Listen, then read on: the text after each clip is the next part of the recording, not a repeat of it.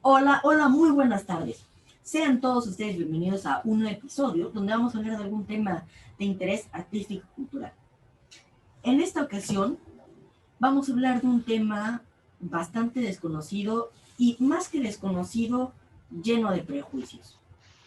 Como ya lo pudieron ver en el título, vamos a hablar sobre el marxismo.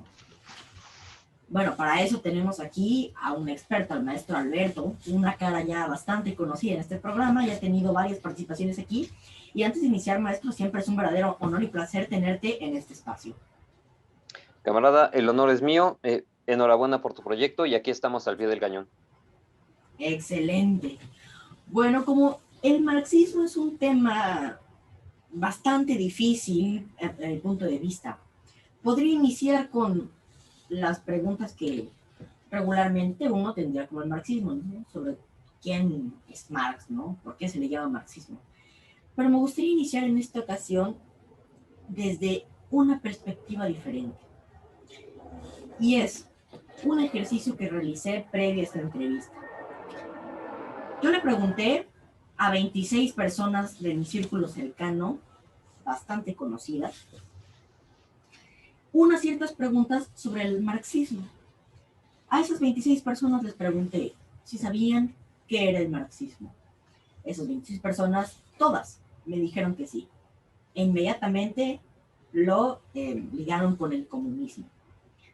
De esas 26 personas, les pregunté si sabían qué era el comunismo o qué era el marxismo y además si sabían cómo es cómo se lleva a la práctica según estos trabajos que realizó. Bueno, de esos 26, 14 me respondieron que sí sabían qué era lo que proponía el marxismo y el comunismo. E inmediatamente me dijeron Venezuela. Y me dijeron, mira, el comunismo, todo Venezuela, Cuba, ¿no? Los típicos, un clásico, como lo comentábamos. Las demás personas me dijeron que a profundidad no conocían qué era el marxismo. Bueno, de esas 14 personas que me respondieron que Venezuela, pregunté si alguna vez habían leído el manifiesto comunista o habían leído algún libro escrito directamente por alguno de los representantes del marxismo, y de esos de 14, solo uno me había dicho que tuvo la oportunidad de leer en una revista una pequeña parte escrita por Marx de sus obras. Esto es un ejercicio para que nos demos una idea de que a veces tenemos muy arraigada el pensamiento de que esta corriente ideológica siempre es malo, ¿no? Y lo analizamos a lo mejor desde un punto de vista pues muy personal y muy particular.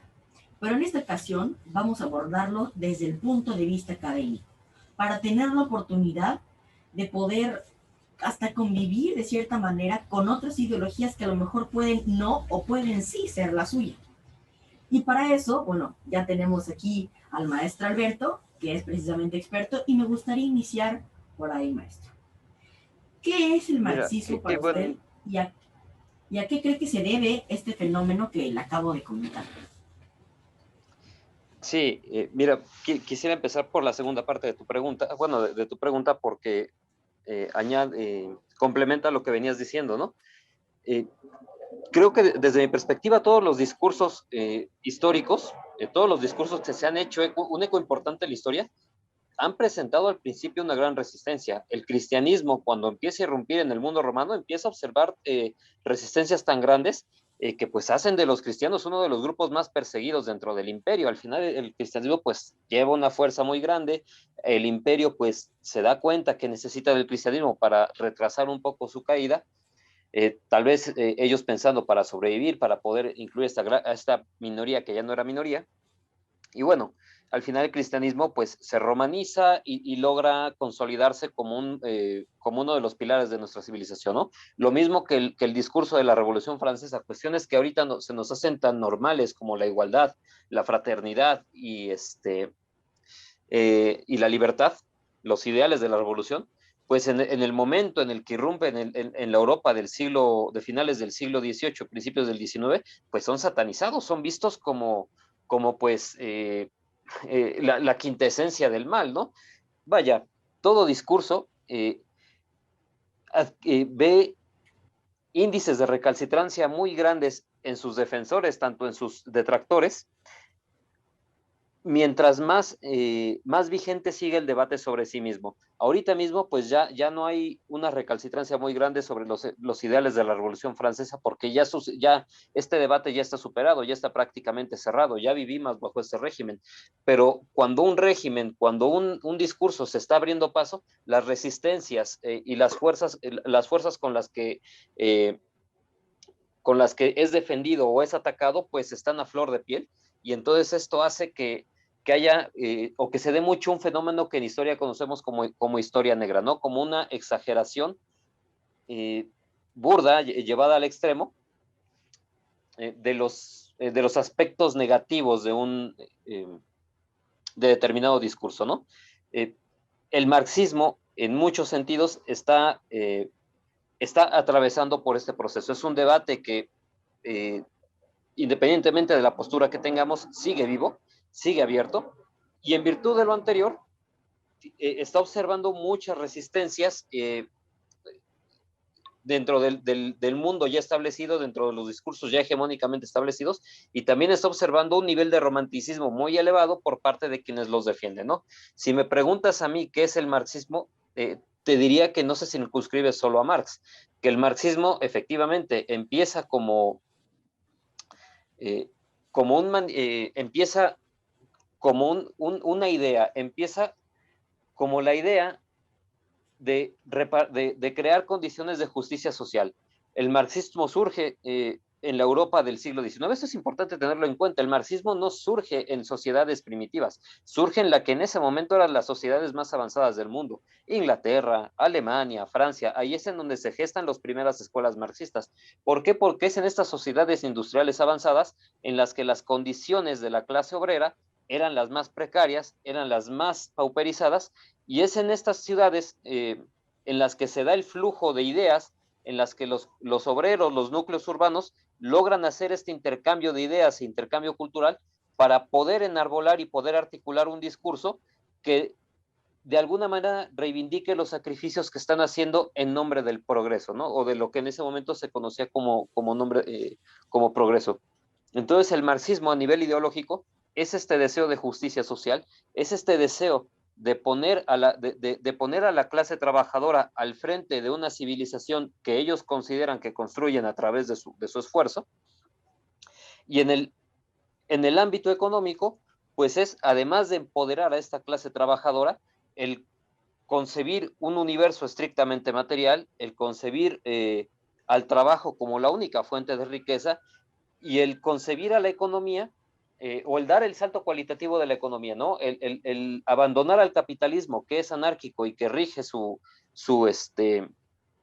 crecimiento a través de las libres fuerzas del mercado, para pasar a un esquema de economía planificada.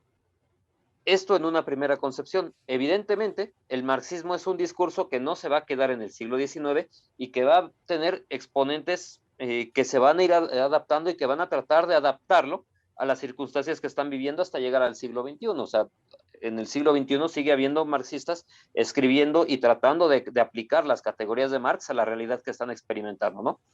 Sé que la respuesta es algo compleja, pero realmente un sistema filosófico como el de Marx es imposible de sintetizar en pocas líneas. No sé si me di a entender en esta parte.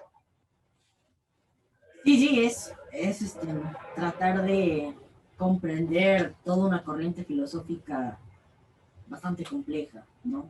Siento que también es una labor titánica poder sintetizarlo. Pero continuando con esto, que además el marxismo se enfocaba únicamente en cuestiones de control del Estado sobre la economía, o existían otro tipo de ideales que se separaban con los de la Revolución Francesa, por ejemplo. Aquí es una pregunta buenísima la que haces. Mira, desde la perspectiva actual hay un filósofo ruso llamado Alexander Dugin que considera que el marxismo, el liberalismo y hasta el fascismo son tres caras del mismo orden liberal. O sea, que tanto el marxismo como el fascismo, como el capitalismo, se centran en la individualidad para hacer eco de su propio discurso. Evidentemente Alexander Dugin también tiene sus detractores, pero digamos que es una perspectiva bastante, que está dando mucho de qué hablar. En cuanto a las diferencias concretas que tiene el marxismo con el capitalismo o con el liberalismo, te diría que el marxismo está tratando de reivindicar al individuo a través de su clase. El marxismo dice, bueno, en el mundo hay dos clases, los explotados, los trabajadores y los burgueses, los explotados y los que explotan. Entonces el marxismo dice, nosotros vamos a reivindicar a los trabajadores, a los explotados, porque son aquellos que producen la riqueza. Sin el trabajo humano no existirían las condiciones sociales ni las condiciones materiales bajo las cuales nuestra sociedad se reproduce, ¿no? Entonces, el capitalismo, por su parte, dice, bueno, es cierto que el trabajo, y esto también es un vicio que tienen muchos marxistas de creer que el capitalismo no reconoce el valor del trabajo. Esto no es cierto. La teoría del valor de Marx se basa en una teoría de un filósofo del capitalismo clásico que es David Ricardo.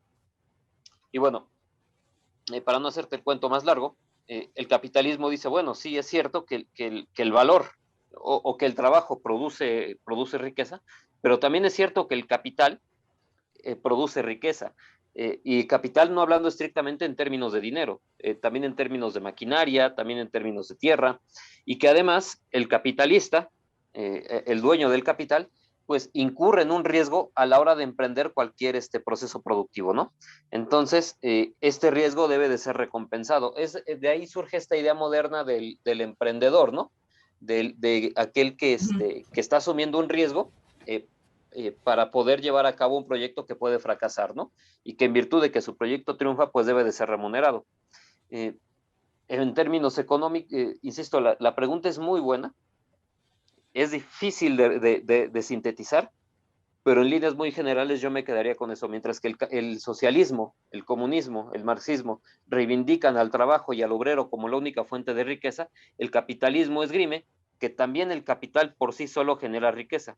Marx intenta demostrar que el capital por sí mismo no produce riqueza, que en realidad el capital no es sino la acumulación de valor a través del trabajo humano invertido en una máquina, pero pues ya es un debate que en mi opinión es demasiado extenso. En mi opinión no logra demostrarlo del todo, aunque pues sí simbra mucho la postura capitalista, ¿no? Sí, y además siento que hay cuestiones que, mira, Michel Tozzi, un filósofo italiano, en su libro, se me acaba de ir el nombre específicamente de su libro. Cuando quiere, si lo tienes en la cabeza, ya también lo tengo. Sí. Por acá lo tengo que tener ahorita. Ahorita nos acordamos. Tiene un libro muy... Ajá. Tiene un libro muy famoso y es una línea que han manejado varios filósofos, en la que dentro de un ejercicio para que podamos a veces comprender argumentos de otras personas, comprendamos algunos de otras cuestiones, nos pone el ejemplo de un simple argumento, ¿no? Y nos dice, se puede utilizar tanto de comunista como capitalista, ¿no? Depende de cómo lo manejes. Entonces hay ciertas cuestiones que a veces son un poco confusas, ¿no? Como por ejemplo, existen varias páginas de filosofía que sigo en la que lo manejan en forma de memes filosóficos, ¿no? A mí me encantan verlos. Entonces, por ejemplo, dicen un argumento muy sencillo, ¿no? Que el obrero en la cuestión capitalista es un simple borrego que genera dinero para una persona más rica y que esa persona rica solo le da una pequeña parte. Que si lo vemos desde este punto de vista, vemos qué trágico, ¿no? Porque mejor no se pone a trabajar esa persona y gana su propio dinero.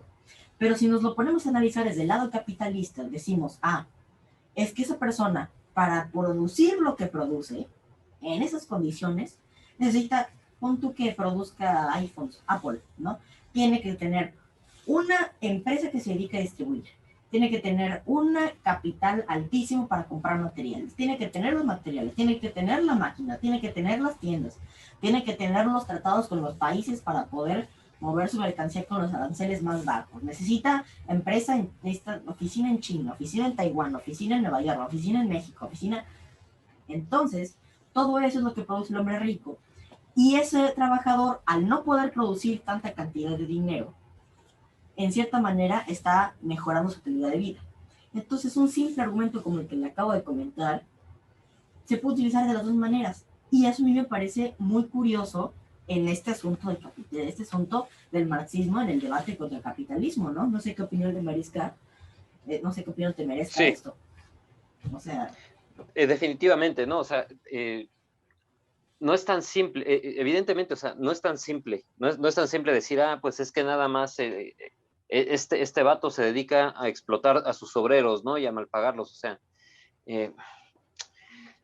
evidentemente, mientras más complejo es un proceso productivo, mayor cantidad de subprocesos va a requerir, mayor va a ser la complejidad de trabajador o de la formación de los trabajadores, mayores exigencias va a tener en cuanto a distribución del producto, en fin, en esta parte estoy totalmente de acuerdo, aunque Marx lo que está diciendo, o una de las críticas más fuertes que hace a esta parte es que dice, es que al final las condiciones o lo que se le paga al obrero por su trabajo es demasiado poco, dada la importancia que tiene en la cadena productiva.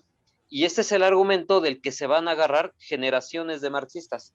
Porque, desde mi perspectiva, insisto, porque sí tiene mucho de realidad, porque las condiciones de los trabajadores desde el siglo XIX hasta nuestros días pues siguen siendo muy precarias. O sea, en pleno siglo XXI lo estamos viendo en México. Se acaban de morir personas atrapadas en una mina. ¿Por qué? Porque también es cierto que el patrón, que el dueño del capital, mientras, en tanto que su finalidad es obtener el mayor margen de ganancia posible, muchas veces sacrifica la seguridad de sus empleados, sacrifica el bienestar de sus empleados para mantener estos márgenes de ganancia. Por ejemplo, ahorita que estabas hablando de Apple, pues productos de excelencia, desarrolladores de tecnología, innovadores en muchos sentidos, pero tienen tasas de suicidio altísimas entre sus plantas, entre sus empleados, o sea, por las condiciones de trabajo en las que viven. De lo que aquí, desde mi perspectiva, nos estamos olvidando, es que tanto el marxismo como el capitalismo son dos, o su principal diferencia está en el ámbito económico. Y en el ámbito económico, tanto el capitalista, los argumentos tanto desde el capitalismo como desde el marxismo, olvidan o voltean deliberadamente a un lado sobre la idea de que al final también se trata de decisiones éticas, se trata de condiciones inherentes a la condición humana, porque incluso dentro de los estados que intentaron adoptar un modelo marxista, un modelo que no explotara a sus obreros, también se tomaron decisiones que fueron en detrimento de los sectores trabajadores, ¿no? La Unión Soviética, pues, es un gran ejemplo, y a ti te consta que, pues, yo soy un ferviente admirador de la cuestión rusa, pero al final, vaya, las decisiones humanas también, también afectan la forma en la que los discursos son llevados a la realidad. Y en este sentido, no podemos desligar la calidad moral de los agentes de la aplicación de los mismos, ¿no? Igualmente con el cristianismo, ¿no? O con cualquier otro discurso político. Por supuesto, estoy completamente de acuerdo. Y algo que me parece bastante curioso es justamente esto que comentabas, ¿no? Que, bueno, que precisamente incluso los gobiernos que han tratado de adoptar esta cuestión socialista, esta cuestión más socialista, perdón, marxista, terminan explotando 2 o 3 veces más a sus trabajadores por incluso hasta unos sueldos, creo que llega a ser una burla, ¿no? El sueldo mínimo de países que en algún momento llegaron a ser marxistas, ¿no? Que ni alcanza prácticamente para muchos de los servicios básicos, ¿no? Que a veces dentro de los mismos ideales del marxismo era subsidiar por parte del Estado los servicios básicos, ¿no? Y bueno, tú lo conoces perfectamente, ¿no? Pero para el público, dentro del Estado era otorgar un buen servicio en la calidad de agua, un buen servicio en la calidad de comida, un buen servicio, todo este tipo de temas para que precisamente la clase trabajadora tenga una mejor calidad de vida. Sin embargo, pues generalmente no se lleva al 100% a cabo. Pero bueno, entrándonos ya, para ir cerrando un poco, hablar sobre Marx. Creo que es una figura importante en ese tema, bueno, porque su misma ideología lleva su nombre, sin embargo, pues bueno, no es, no es el único que complementó ni enriqueció los ideales marxistas. Pero hablando un poco sobre Marx, aquí me surge una pregunta, ¿cómo es que Marx decide hacer, precisamente crear toda esta corriente que favorezca al trabajador? Él Bien, proviene de una familia. Ajá. sí, Dime. Marx es producto de su tiempo, o sea, al igual que todos los grandes pensadores, él es producto de una coyuntura histórica. Al mismo tiempo que Marx, en Alemania está surgiendo un tal Otto von Bismarck. De hecho, eventualmente estudian juntos Bismarck y Marx, si no me falla la memoria. También está por ahí un Hegel que está haciendo mucho ruido. Y es un momento en el que Alemania, o bueno, la Confederación del Rin que crea Napoleón, eh, está decidiendo si se va a unificar, está decidiendo si cada quien va a ir por su lado, en el que algunas pequeñas o a veces medianas y grandes burguesías están empezando a abrirse paso, están empezando a cuestionar el antiguo régimen. Y bueno, es un momento en el que se sabe que en Alemania o en estos estados de Prusia, Baviera, Sajonia, etcétera, pues va a haber cambios muy importantes, ¿no? En este sentido, se empiezan a preguntar hacia dónde vamos a llevar este Estado. Los socialistas empiezan a hacer ruido. Evidentemente Bismarck es el que se va a salir con la suya, pero bueno, Sí. para no hacerte el cuento más largo, Marx es producto de un pensamiento que ya venía de atrás, una observación que ya venía de mucho tiempo.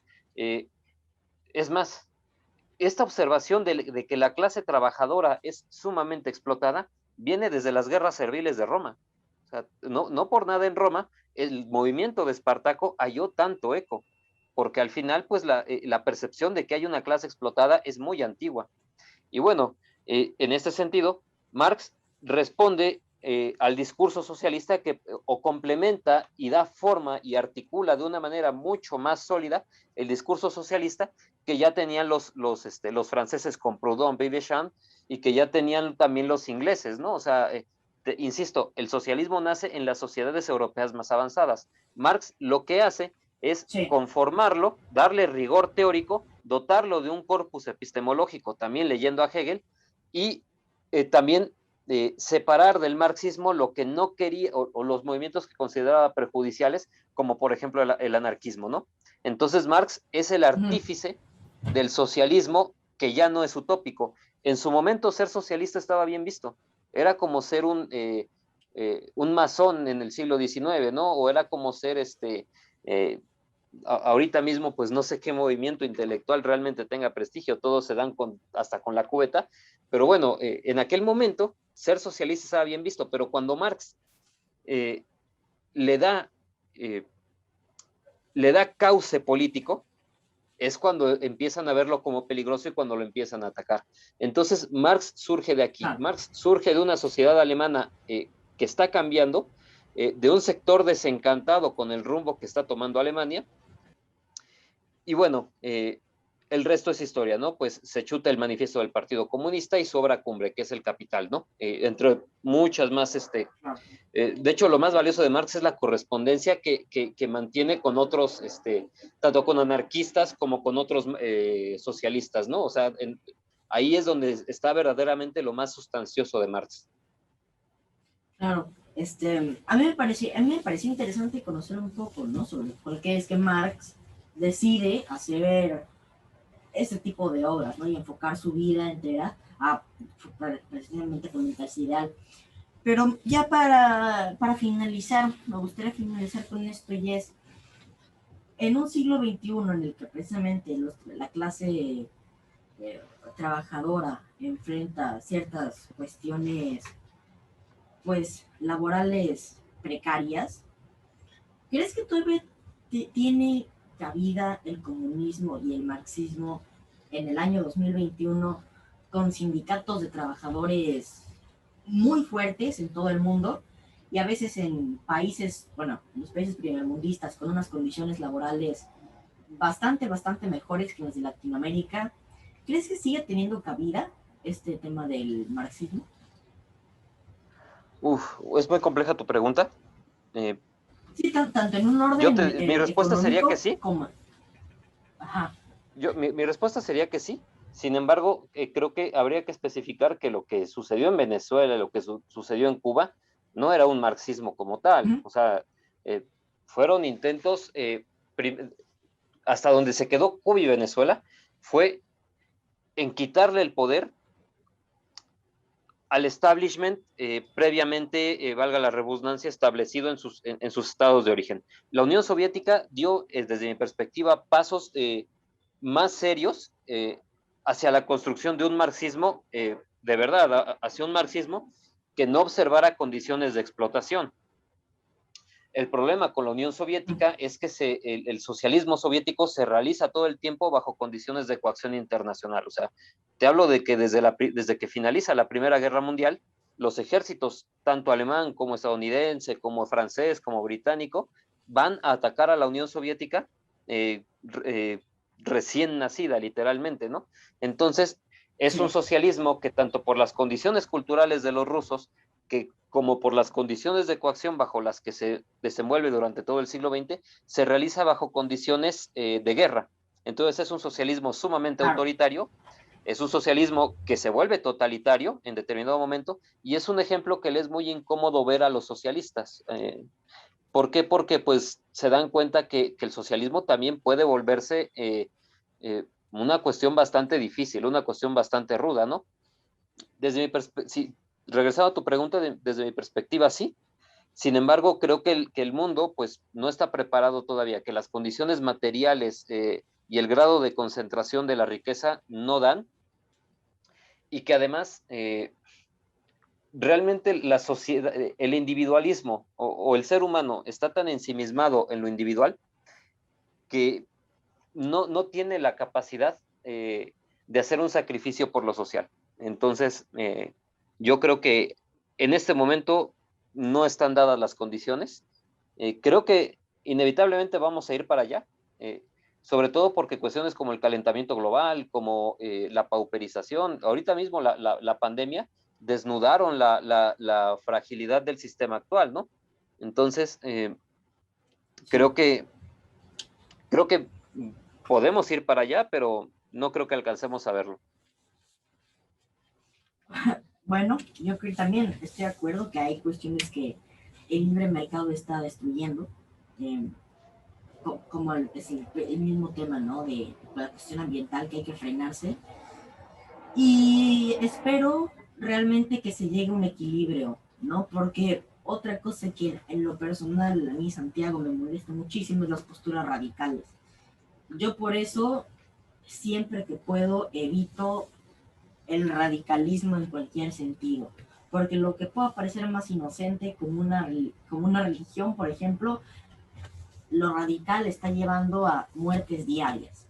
En algo como lo fue el capitalismo en su debate en los momentos más estrechos de la Guerra Fría, llevó a una cantidad de muertes que a día de hoy no sabemos, ¿no? Entonces, espero y considero que mientras más vaya aumentando la capacidad de las personas de poder entender otras ideologías, pues poco a poco vayamos buscando el equilibrio y lleguemos a un futuro que, ahora sí sonaré como político, pero que nos convenga a todos y que todos seamos capaces de vivir en él. Pero bueno, Pues sí, yo le decía agradezco Foucault, muchísimo. Ajá, decía Foucault. pero rápido, o sea, con mucha razón, en mi opinión, que lo peor de las utopías comunistas es que nunca se cumplen y lo peor de las utopías capitalistas es que siempre se cumplen, ¿no? Así las cosas a veces.